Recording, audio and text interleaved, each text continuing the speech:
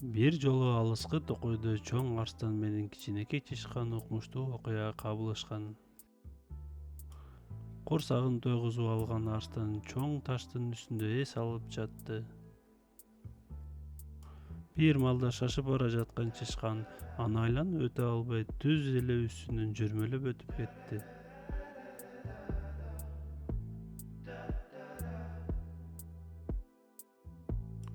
Арстан чоочуп ойгонуп чычканды шап кармап алды.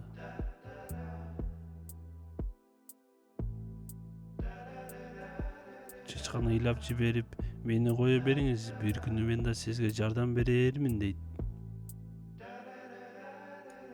Арстан күлүп, сенден эмне пайда болсун десе да, боору ооруп чычканды кое берди.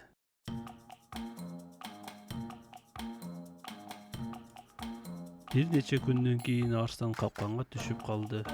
Аңчылар аны турго салып, алып кеткени камынып жатышты. Муну көргөн чычкан качпастан арстанга жетип келип, тоорду кырчып диштеп, аны бошотуп жиберди. Арстан таң калып уялгандан башын жерге салды. Ал чычканга ичинен терең ыраазы болду. Кичинекей дене чоң жүрөккө тете болот. Жакшылык эч качан жоголбойт.